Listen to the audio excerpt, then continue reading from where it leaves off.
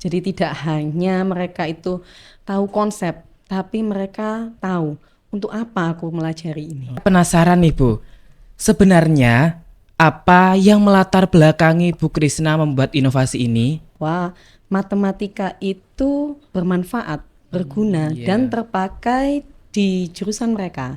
Tentunya di teknik pemesinan. Sesekali saya khawatir nanti kalau ada anak yang tanya, Bu, ini apa gunanya ketika di bengkel?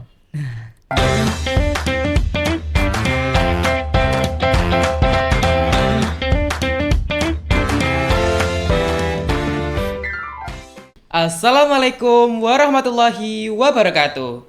Halo Sobat Kreatif, kembali lagi di podcast Pandawan, podcast anak SMK Negeri 2 Jiwan. Di episode OSIS, obrolan seru, inspirasi siswa. Nah, kali ini kita kedatangan salah satu tamu yang udah gak asing lagi nih buat kita. Beliau adalah salah satu guru dari SMK Negeri 2 Jiwan. Langsung saja kita sapa beliau. Assalamualaikum Bu Krisna, selamat pagi. Waalaikumsalam, selamat pagi juga Wasis. Gimana nih Bu kabarnya hari ini? Alhamdulillah baik. Oke, nanti kita ke depannya akan ngobrol banyak ya Bu. Oke, siap. So, kita nanti akan berbicara dengan tema ketika matematika bertemu dunia nyata. Tetap stay tune di podcast Pandawan, podcast anak SMK Negeri 2 Jiwan. Oke Bu, sebelumnya saya ucapkan selamat ya atas prestasinya yaitu juara 1 apresiasi karya implementasi pembelajaran mendalam. Tepuk tangan dong buat Bu Krisna. Terima kasih. Nah Bu, saya penasaran nih Bu, sebenarnya apa yang melatar belakangi Bu Krisna membuat inovasi ini? Awalnya berangkat dari keresahan yang sederhana. Oke. Saya sebagai guru matematika di SMK, Ya. terlebih saya mengajar di jurusan teknik pemesinan. Nah, di sana bagaimana saya bisa memberi pemahaman kepada murid bahwa matematika itu bermanfaat, berguna, dan terpakai di jurusan mereka. Tentunya di teknik pemesinan. Sesekali saya khawatir nanti kalau ada anak yang tanya, Bu, ini apa gunanya ketika di bengkel? Ya. Tuh. Dari situlah terus saya mencari bagaimana matematika ini agar dekat dengan dunia mereka. Melalui Matabor ini, saya mengintegrasikan konsep trigonometri pada pengeboran presisi di bengkel teknik pemesinan sehingga anak itu dapat melihat manfaatnya bahwa matematika ini berguna di bengkel mereka. Oke, berarti ternyata matematika itu enggak melulu 1 kali 1 itu enggak ya Bu, ternyata ada yang lebih mendalam lagi. Betul sekali. Jadi tidak hanya mereka itu tahu konsep, tapi mereka tahu untuk apa aku melajari ini. Oke, berarti nanti itu kaitannya dengan pemesinan ya Bu. Betul sekali. Oke, berarti ini memang dari awal Ibu sudah tertarik untuk membuat pembelajaran yang berbeda dari biasanya kan? Ya, di sini saya mengimplementasikan pembelajaran mendalam di mana anak tidak hanya tahu konsep, tapi mereka dimulai dari memahami konsep, kemudian dapat mengaplikasikan hingga merefleksikan apa yang telah dia pelajari itu masuk ke dunia mereka. Oke. Terus dalam prosesnya nih Bu, bagaimana sampai akhirnya Bu Krisna itu bisa menemukan ide atau konsep pembelajaran yang akhirnya Bu Krisna ikut sertakan dalam apresiasi ini? Saya percaya bahwa pembelajaran yang bermakna itu akan lahir ketika murid mampu menghubungkan apa yang telah mereka pelajari dengan dunia mereka. Nah, untuk Matabor sendiri itu yang saya gunakan adalah materi trigonometri, di mana di situ penerapannya pada pengeboran presisi. Iya. Jadi ketika di kelas itu mereka tidak sekedar menghitung yang hanya dengan rumus belaka, Tetapi dari kertas hitungan mereka itu nanti akan dibawa ke bengkel. Dilakukanlah sebuah praktik untuk membuktikan bahwa hitungan mereka itu bisa Presisi, bisa iya. diterapkan pada benda kerja. Oke, jadi tidak hanya teori tapi juga langsung praktek di bengkelnya langsung ya, Bu. Oke. Nah, tadi kan ada matabor nih, Bu. Itu menarik sekali sih untuk dibahas. Berarti dari situ akhirnya muncul karya yang tadi Ibu ceritakan. Sebenarnya konsepnya itu seperti apa dan apa yang ingin Ibu sampaikan kepada siswa melalui pembelajaran tersebut? Untuk konsepnya, saya itu kan guru matematika, bukan Iya. guru produktif. Jadi di sini saya tidak bisa bekerja sendiri. Saya berkolaborasi dengan guru produktif pemesinan. Saya mengintegrasikan materi matematika untuk bisa membantu di bengkel pemesinan. Nah, untuk itu saya mengambil konsep trigonometri ini, itu kan kebetulan berada di kelas 10 semester 2. Jadi saya ini kolaborasi dengan guru teknik pemesinan. Ketika sesi di kelas, anak-anak harus paham dulu konsep trigonometri. Kemudian mereka berdiskusi, mereka melakukan pemecahan masalah. Masalahnya jelas itu masalah pengeboran. Mereka melakukan perhitungan. Nah, setelah di kelas itu tidak berhenti. Pada pertemuan berikutnya dilanjutkan sesi di bengkel.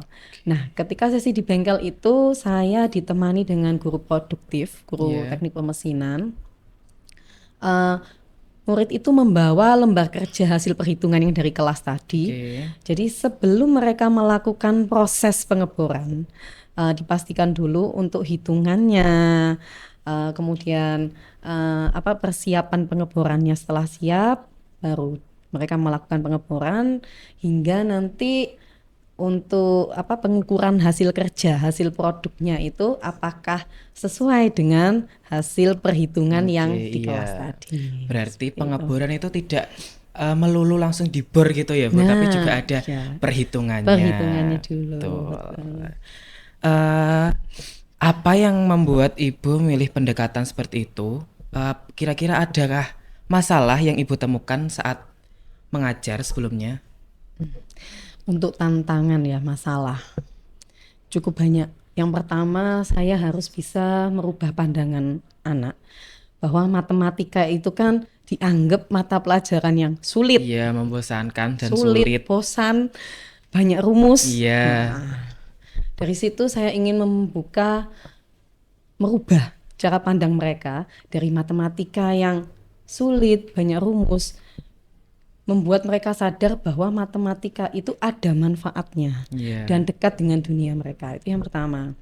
Kemudian yang kedua, tantangan yang berikutnya itu saya ingin memberikan pengalaman belajar bagi mereka itu yang baru. Oke. Bahwa pembelajaran matematika tidak berhenti sampai di kelas, tapi bisa juga berlanjut sampai ke bengkel.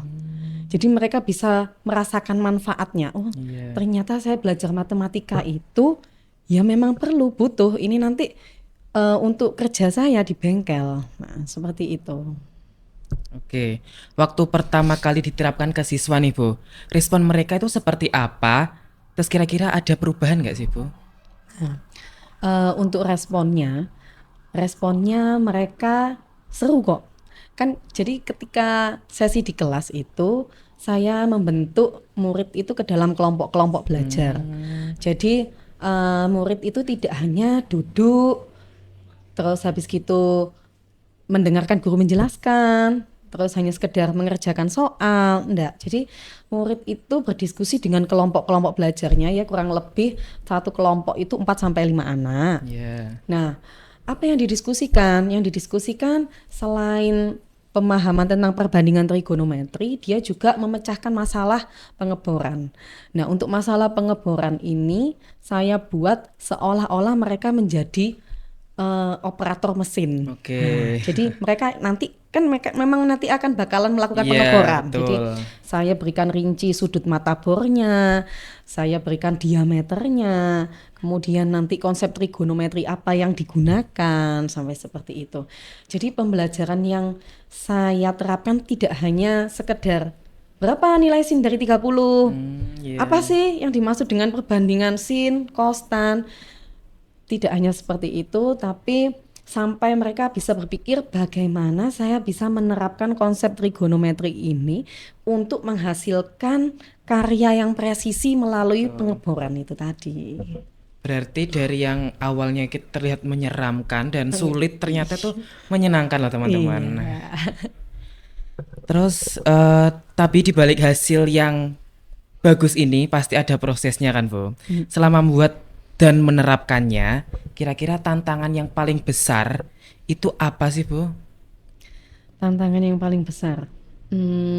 Tantangannya itu adalah yaitu tadi ya, merubah pandangan Iya, murid. merubah mindset. Iya, merubah mindsetnya anak bahwa buat apa sih Bu saya belajar matematika ini? Apa nanti kaitannya dengan pekerjaan saya? Iya. Nah, sehingga mereka itu bisa terbuka matanya. Oh, matematika itu nanti berguna buat saya kerja untuk ngebor ini. Terus di samping itu dalam pengelolaan pembelajaran. Selain untuk mengubah mindset anak tadi dalam pengelolaan pembelajaran, saya juga tidak bisa bekerja sendiri itu tadi. Iya. Saya berkolaborasi dengan guru teknik pemesinan. Nah, di sini tantangannya juga saya harus apa ya, bersama-sama nge-match-kan jadwal antara guru produktif tersebut dengan jadwalnya saya. Jadi saya minta waktunya Pak, ini anak-anak sudah selesai ngerjakan pemecahan masalah yang di kelas, Iya. yang melakukan perhitungan itu tadi. Nanti kapan Pak ya bisa dibawa ke bengkel barengan. Jadi ketika di bengkel itu saya ikut. Jadi saya ikut, nggak kok terus saya pasrahkan ke guru teknik pemesinan, nggak. Saya Iya. tetap ikut memantau berjalannya pembelajaran ketika di bengkel sambil sebagai apa ya, analisis matematisnya gitu. Oke. Apakah perhitungan mereka sudah tepat, sudah yakin ini akan melakukan pengeboran seperti Iya, itu. oke.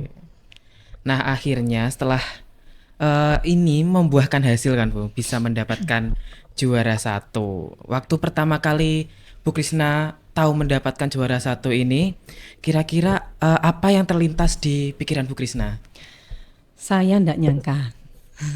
Saya enggak nyangka karya Matabor ini bisa mendapatkan juara 1 di antara banyak karya-karya guru hebat lainnya. Iya. Terlebih lagi teman-teman saya itu pengalamannya sudah top-top lah, sudah yang masuk 30 besar EJIS. Kayaknya saya kok hanya beruntung saja mendapatkan ini. Kalau dibandingkan dengan guru-guru yang lain itu mereka itu pada keren. Ya banyak ilmu yang saya dapat dari mereka, belajar dengan guru-guru yang lain yang jauh lebih hebat dari saya. Saya merasa ini keberuntungan dan pengalaman yang sangat berharga. Terlebih lagi apresiasi ini diberikan secara langsung dan saya berkesempatan bertemu dengan Bapak Menteri dan para petinggi pendidikan yang lain. Good, keren nih. Nah, setelah mendapatkan penghargaan ini, kira-kira ada target atau inovasi lain yang ingin Bu Krisna kembangkan ke depannya? Dapat penghargaan ini menjadi pengingat bagi saya bahwa saya juga harus terus belajar karena sebagai guru itu adalah pembelajar sepanjang hayat. Jadi saya ingin terus belajar, ingin terus berkolaborasi dan menciptakan praktik pembelajaran yang lebih baik. Oke, jadi ingin terus belajar dan mengembangkan inovasi-inovasi yang kreatif ke depannya. Terakhir nih Bu, kalau ada teman-teman guru yang sebenarnya punya ide bagus tapi masih ragu untuk mencoba, Bu Krisna ini mau menyampaikan apa kepada mereka? Buat saya jangan takut mencoba, terus berani mengintegrasikan materi dan menghadirkan inovasi yang berdampak. Karena dari praktik baik bisa memajukan pendidikan di Indonesia. Oke. Nah, mungkin Bu Krisna bisa memberikan quotes atau kata-kata penyemangat kepada rekan-rekan guru. Dari rumus menjadi aksi, dari hitungan menjadi presisi. Oke, good. Nah, udah nggak kerasa kita sampai di penghujung obrolan podcast Pandawan kita kali ini. Terima kasih kepada Bu Krisna udah meluangkan waktunya untuk ngobrol dan berbagi cerita di episode kali ini. Dan buat Sobat Pandawan, jangan lupa nantikan episode podcast Pandawan selanjutnya. Kalau kalian punya kritik atau saran atau ide untuk narasumber berikutnya, bisa banget disampaikan. Saya Wasi Jelutanoyo, pamit. Wassalamualaikum warahmatullahi wabarakatuh. Waalaikumsalam warahmatullahi wabarakatuh.